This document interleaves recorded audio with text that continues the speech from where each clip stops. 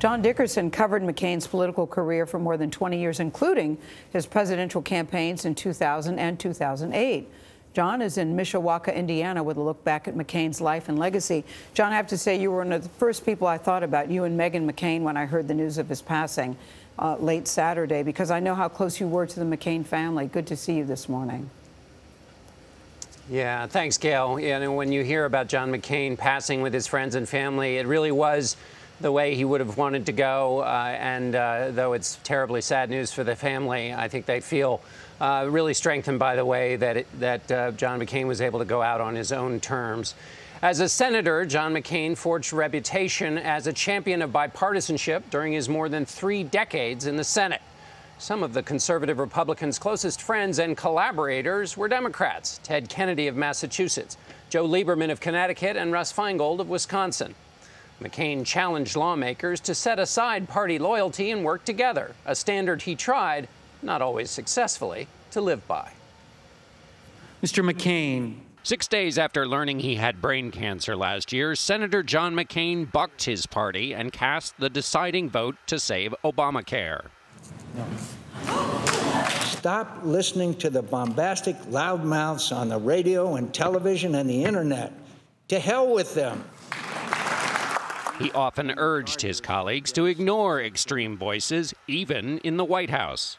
Some half-baked, spurious nationalism cooked up by people who would rather find scapegoats than solve problems. The son and grandson of admirals John Sidney McCain graduated near the bottom of his class at the Naval Academy. In 1967, he was shot down over Vietnam, imprisoned and tortured at the notorious Hanoi Hilton, refusing early release and staying for nearly 6 years.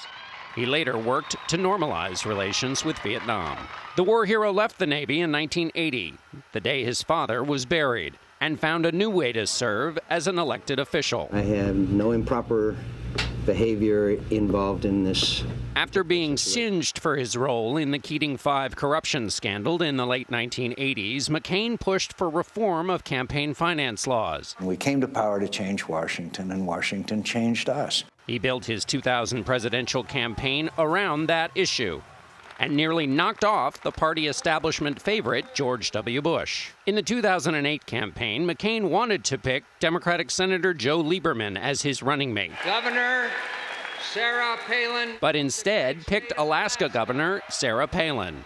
That decision to woo the party's diehards foreshadowed the ascendancy of President Donald Trump and the seemingly irresistible pull of the Republican Party fringe, which he memorably resisted in the final days of his 2008 campaign. I can't trust Obama. I have read about him, and he's an Arab. He is not. No?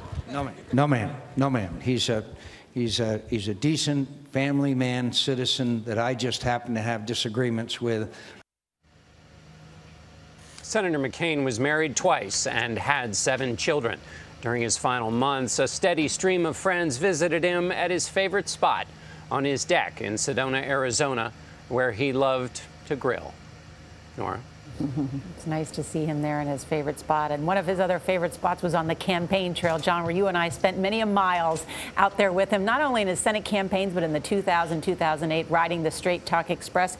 He was sarcastic, he was funny, but he also gave it back a lot to reporters and even people that were there in the audience sometimes.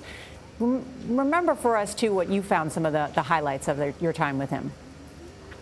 Well, you've characterized it exactly perfectly, Norah. And it was that, this word is so overused in politics, but the authenticity.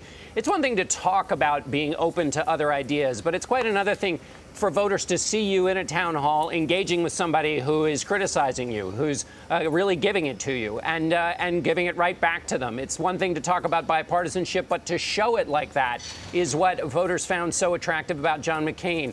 I know you love the story of Mike Christian. When politicians talk about patriotism, that's one thing. When John McCain tells a story of Mike Christian, who sewed the American flag inside his prison uniform in the Hanoi Hilton, and people openly weep, that is connecting with voters in a way that is so much more powerful than lots of the pre-cooked lines that politicians just sort of shoot over their heads at rallies in many of the politics we see today. Right. He served this country so dutifully, not only in the military, but in public service. John, thank you so much.